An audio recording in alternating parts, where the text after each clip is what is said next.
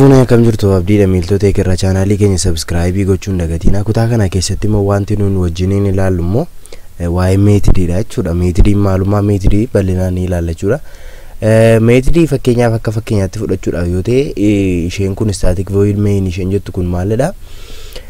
Meetiriidha jechuudha. Meetiriin kun immoo kan inni nu gargaaruuf maalifidha?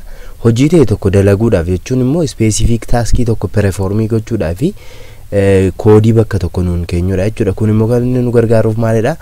Irra deddeebinee fayyadamuudhaafidha jechuudha kan inni nu gargaaru. Fakkeenyaaf amma inni kun main meetiriidha. Main meetirii jechuun immoo karra ittiin waan sun eegalu jechuudha. Bakka executioniin yeroo hundumaa isaa jalqaba jechuudha. Main meetirii keessaa jalqaba jechuudha.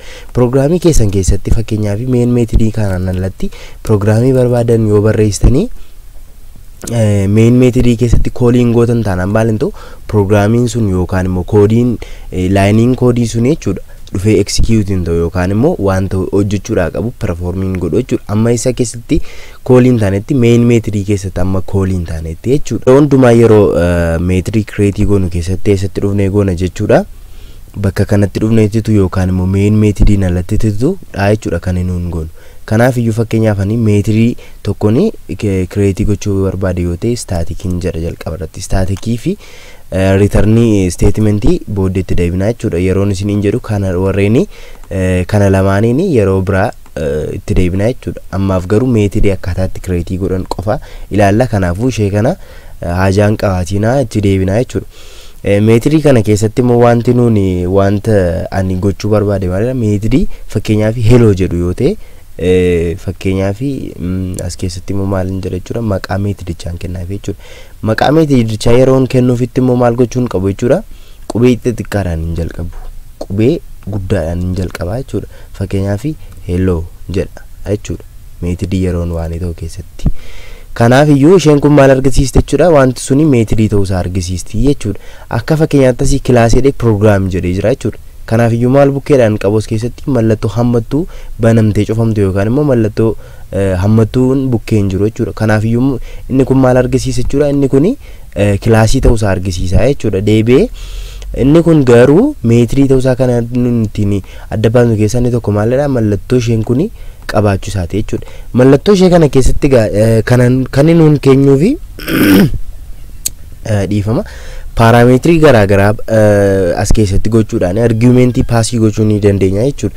Isa kana ilaaluun dursa garuu fakkeenyaaf meetiriin keenya kuni fakkeenyaaf hello kan jedhu akka inni godhu yoo barbaade console write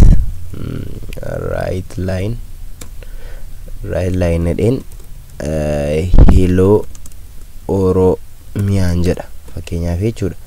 Hello oromiyaan jedhee kanaaf iyyuu fakkeenyaaf koodii kana yoon execute godhe hin hojjetamu hin hojjetu seedhu ilaalla jechuudha. Fakkeenyaaf meetirii create godheera. Haa ta'u malee maal hin goone main meetirii keessatti maal hin goone koolii hin goone. Fakkeenyaaf yoo nama kee start jedhee hojjeta.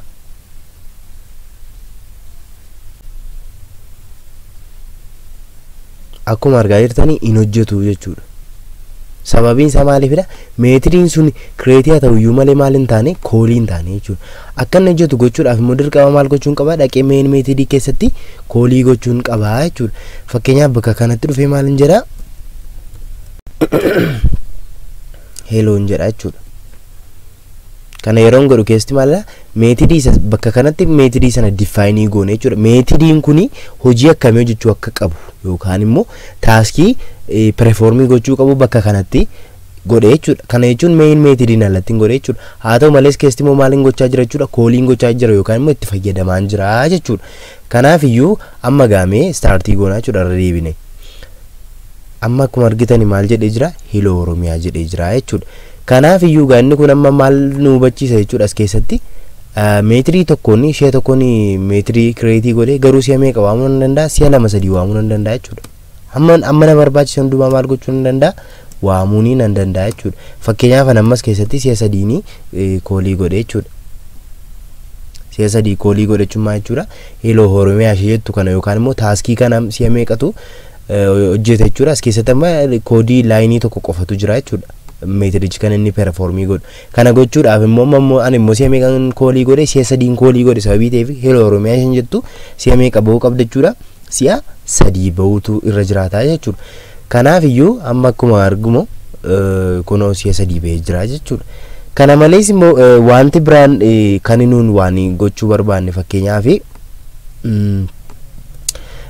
warreen kana nan haqaa si'uma tokko qofaan koolii godha jechuudha.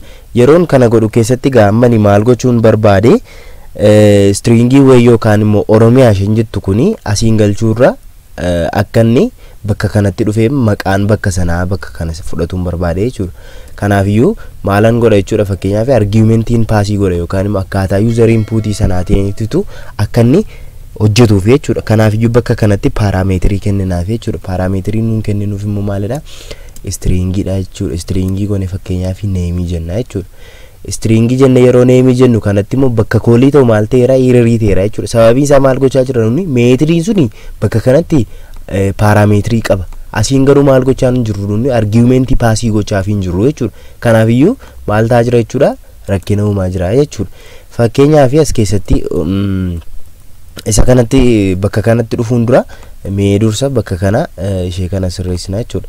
Ishee kana gochuudhaaf ammoo concatenating godha jechuudha. Concatenating yeroo godhu keessatti immoo bakka kanatti immoo maalan godha jechuudha. Fakkeenyaaf name achirraa dhufu sana bakka kana kan inni seenuun barbaade. Kana booddee maal jedha? Hello oromiyaa jedha jechuudha. Yoon oromiyaa galchee hello oromiyaadha jechuudha. Yoon maqaa kan biraa galchee akkas jedha jechuudha. Fakkeenyaaf maqaa namaas galchuu hin dandeenya jechuudha bakka kanatti. So amma gaa maal goona jechuudha nuun amma meetiriin kun maal godha hello jedhee wanta nuun barreessine erga kaa'ee booddee mallattoo raajeffannoo kan kaa'udha jechuudha. Kanaaf iyyuu meetiriin kun immoo argumentii meeqa qaba?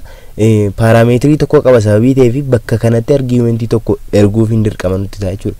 Fakkeenyaaf bakka kanatti abdiin jedha. Yeroon jedhu kanatti maal ta'e inni sila hiriirii ta'ee ture maal ta'e jalaa ka'e jechuudha. Kanaaf iyyuu magaa kun maal jechuu qaba jechuudha? Hello abdii jechuutu irra jiraata jechuudha. Kanaaf iyyuu amma akkuma argitanii hello abdii jedheera jechuudha. Hello fi abdii gidduu spacein hin jiru. Sababiin isaa maaliifidha? Bakka kanatti la ishee iddoo kanatti maal gochuutu narra jiraata jechuudha. Bakka kanatti spaceii kennuufiitu narra jiraata jechuudha. Kanaaf iyyuu amma gaa meetirii tokkoon create godhe jechuudha. Meetirii kanaan immoo paarameetirii barbaade waan godhe amma barbaade bakka kanattis dabalee gochuu hin danda'a jechuudha. Fakkeenyaaf asitti immoo integerii jedhee wanta tokko kaa'uu hin danda'a jechuudha. Kanaaf iyyuu yeroo meetirii keessatti meetiriidhaan argumentii paasii goonu keessatti data type isaanii gargar ta'uu ni danda'u jechuudha. Kanaaf iyyuu amma erga kana goone booddee amma fakkeenyaaf egaa waa'ee irra deddeebiidhaan fayyadamuu kana ilaaluudhaaf fakkeenyaaf hello jedheen as keessatti immoo oromiyaan jedha.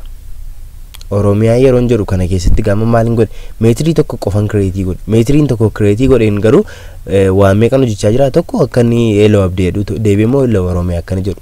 Fakkeenyaaf ni taala. Akkuma argitan ta'eera jechuudha. Kun egaa kan nu gargaare maaliifidha? Koodii fakkeenyaaf as keessatti illee wanta xiqqoo tokko baasuudhaafidha kan nuun itti fayyadamnu yookaan immoo hello oromiyaa or hello something bakka neemii bakka wanta nuun galchine sana akka inni display godhuufidha jechuudha. Yoo garuu koodiin as keessatti barraa'u fakkeenyaaf meetirii kana keessatti barraa'u dheeraadha ta'ee fakkeenyaaf laayinii 100 yoo ta'e hello abdii jedhu baasuudhaafis laayinii 100 barreessaa jechuudha. Hello oromiyaa jedhu baasuufis laayinii 100. Kanaaf iyyuu maallaa godheera jechuudha. Koodii akkanii baay'ee waan hin taanedha jechuudha. Gabaabaatti meetiriin kana fakkaata jechuudha. Kutaa itti aanu wal argina. Yaadaaf qe'ee qabdan koomentii gubbaa nuuf kaa'uun dagatiina. Galatooma.